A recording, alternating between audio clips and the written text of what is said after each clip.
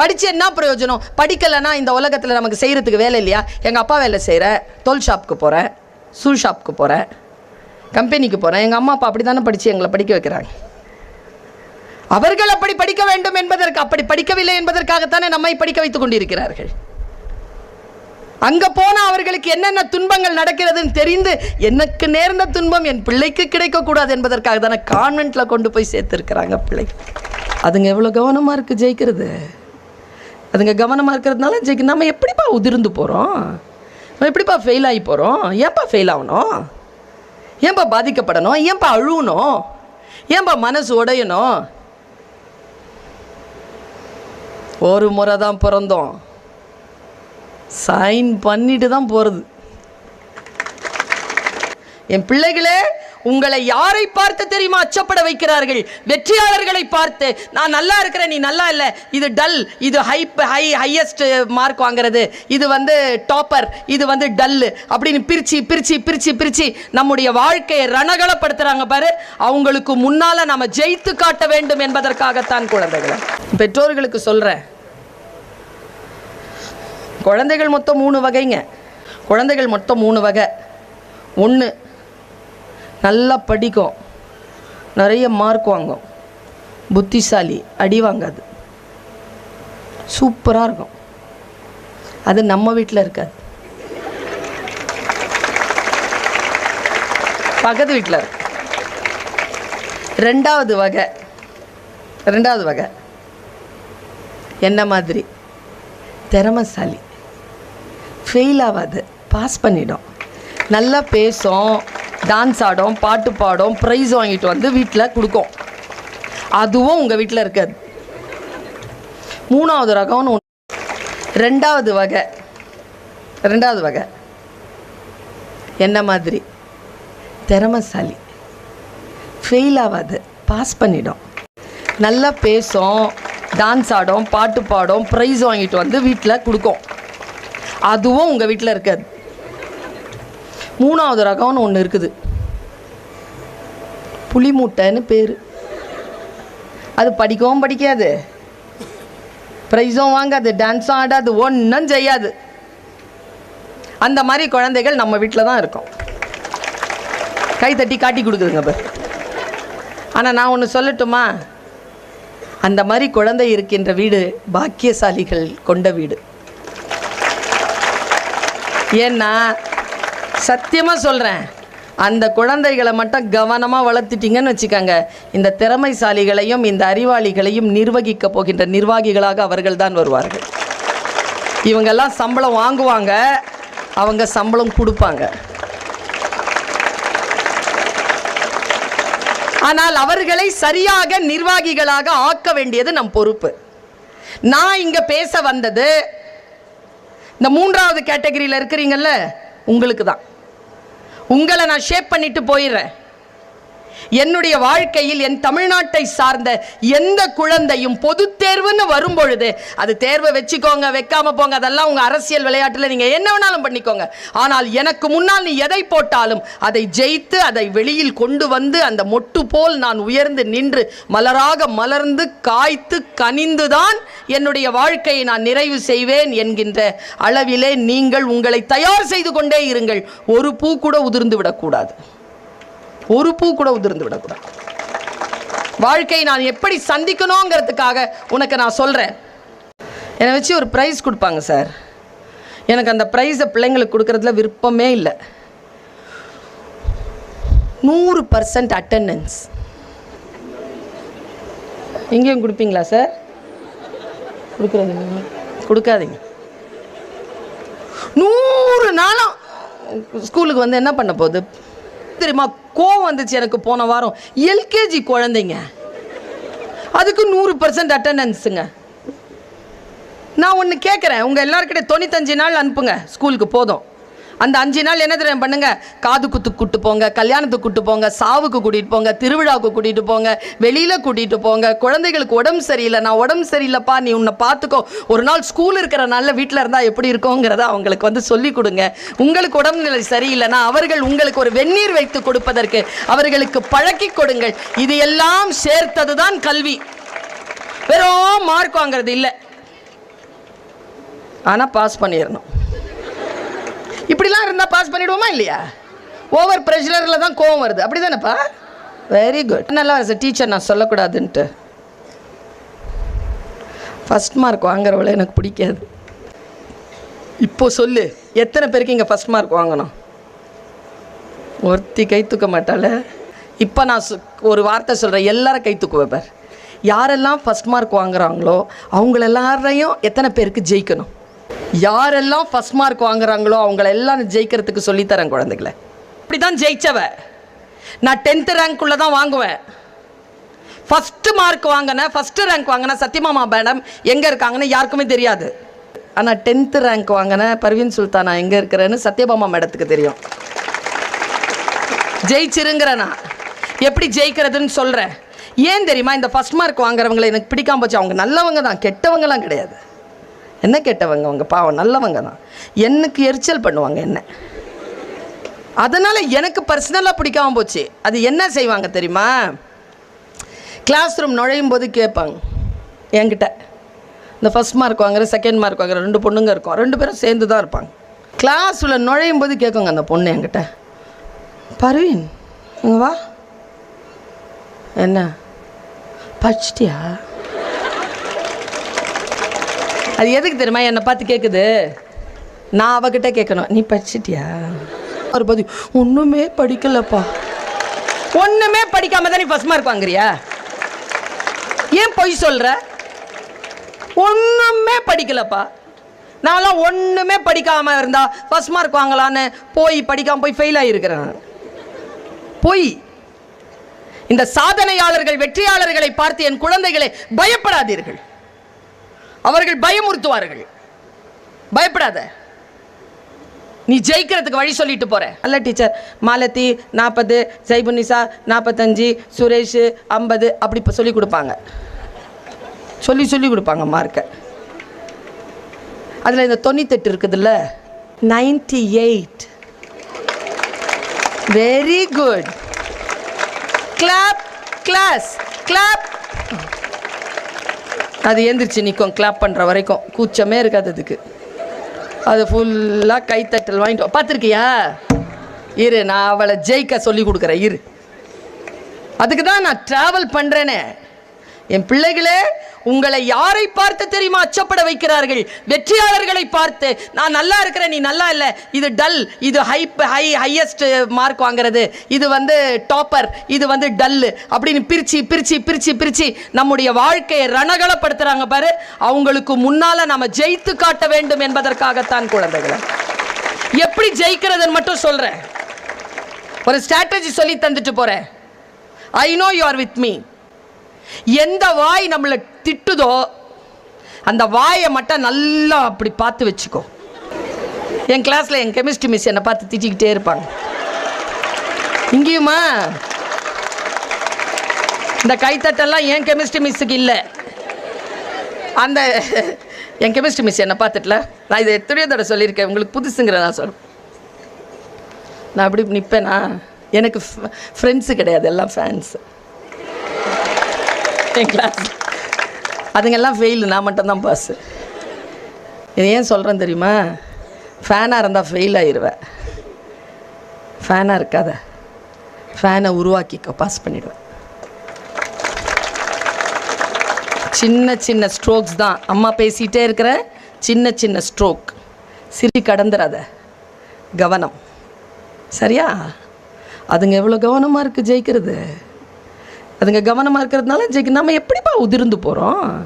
நம்ம எப்படிப்பா ஃபெயில் ஆகி போகிறோம்? ஏன்ப்பா ஃபெயில் ஆகணும்? ஏன்ப்பா பாதிக்கப்படணும்? ஏன்ப்பா அழுவணும்? ஏன்ப்பா மனசு உடையணும்? ஒரு முறை தான் பிறந்தோம், சைன் பண்ணிட்டு தான் போகிறது. கிரீன் இங்கில் சும்மா இல்லை.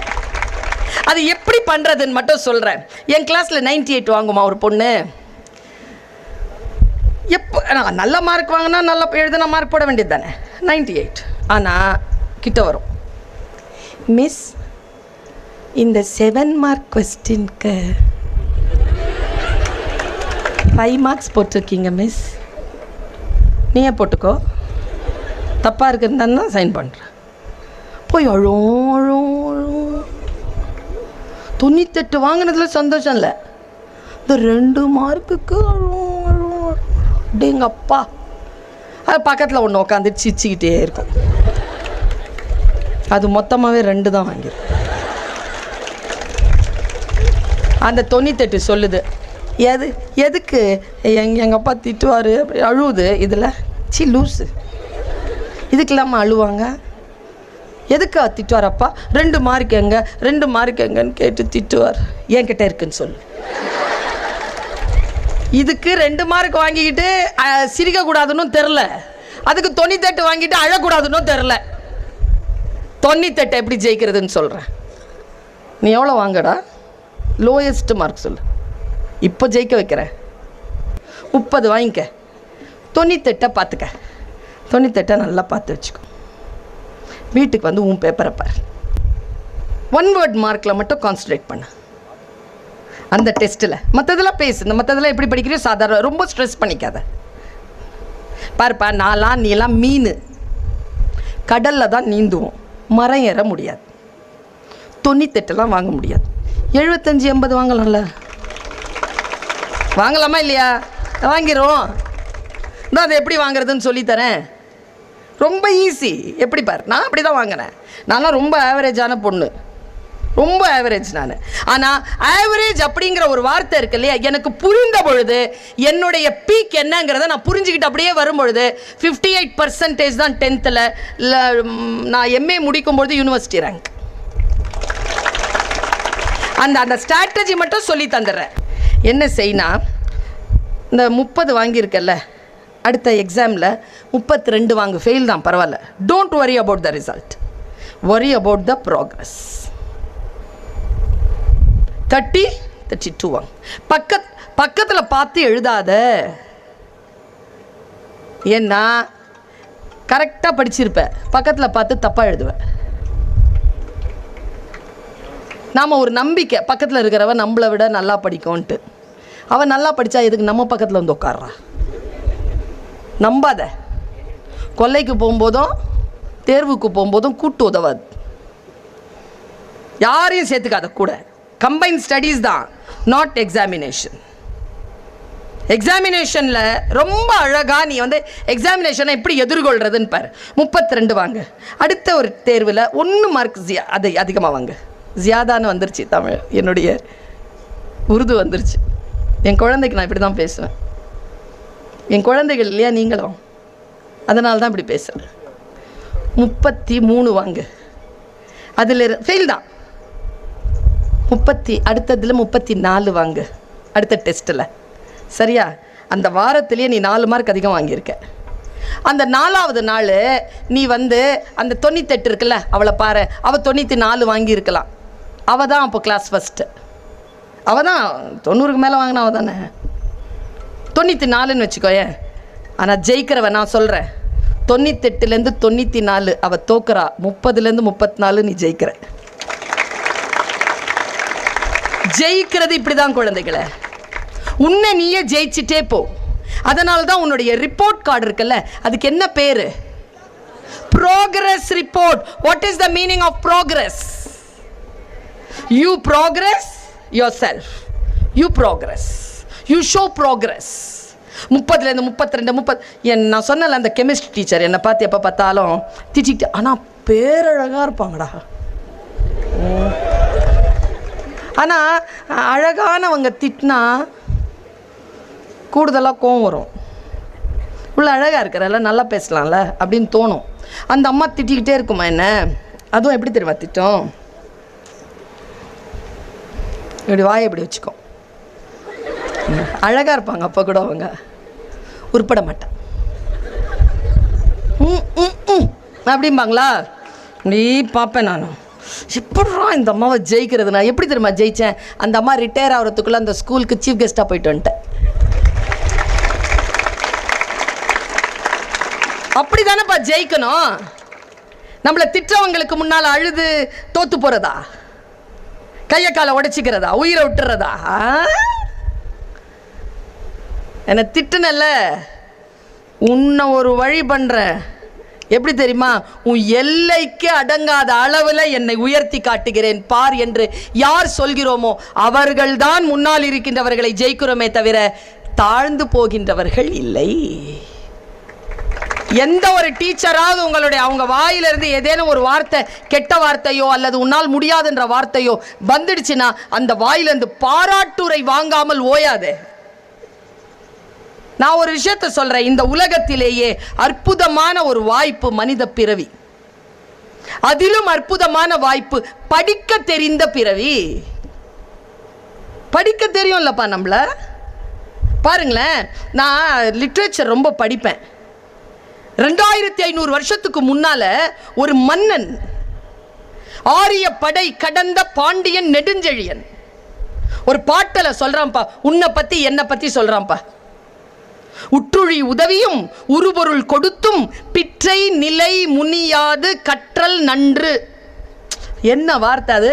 சாதாரணமான தமிழ் கரடு முரடா இருக்கிற மாதிரி தெரியுதா? ரொம்ப சிம்பிள் தான். உற்றுழி உதவியும் உருபொருள் கொடுத்தும் பிற்றை நிலை முனியாது கற்றல் நன்று. நீ டீச்சர்ஸை பாரு, அவங்க கஷ்டப்படும் போது அவங்களுக்கு ஹெல்ப் பண்ணு. அப்புறமா நீ கஷ்டப்பட்டு சம்பாதிச்ச சம்பாதிப்பை அவங்களுக்கு கொடுத்து இந்த படிப்பால் எனக்கு என்ன பிரயோஜனம் அப்படின்னு கோவப்படாமல் படிச்சிக்கோ. உற்றுழி உதவியும், அவங்க கஷ்டப்படும் பொழுது அவர்களுக்கு உதவி செய்தும், நீ கஷ்டப்பட்ட காசு அவர்களுக்கு கொடுத்தும், உரு பொருள் கொடுத்தும், பிற்றை நிலை முனியாது, பின்னால இதனால என்ன நடக்கும் அப்படின்னு கோபப்படாமல் கற்றல் நன்று. படிச்சுக்கோ. 3 காரணங்களால படிச்சுக்கோ. படிச்சு என்ன பிரயோஜனம்? படிக்கலைன்னா இந்த உலகத்தில் நமக்கு செய்யறதுக்கு வேலை இல்லையா? எங்கள் அப்பா வேலை செய்கிற, தோல் ஷாப்புக்கு போகிறேன், ஷூ ஷாப்புக்கு போகிறேன், கம்பெனிக்கு போகிறேன். எங்கள் அம்மா அப்பா அப்படி தானே படித்து எங்களை படிக்க வைக்கிறாங்க. அவர்கள் அப்படி படிக்க வேண்டும் என்பதற்கு, அப்படி படிக்கவில்லை என்பதற்காகத்தானே நம்மை படிக்க வைத்துக் கொண்டிருக்கிறார்கள். அங்கே போனால் அவர்களுக்கு என்னென்ன துன்பங்கள் நடக்கிறதுன்னு தெரிந்து எனக்கு நேர்ந்த துன்பம் என் பிள்ளைக்கு கிடைக்கக்கூடாது என்பதற்காக தானே கான்வென்ட்டில் கொண்டு போய் சேர்த்துருக்கிறாங்க பிள்ளை. நினச்சிப்பாரு, நம்ம செய்கிற ஆகப்பெரிய உதவி என்ன நம்ம அம்மா அப்பாக்கு.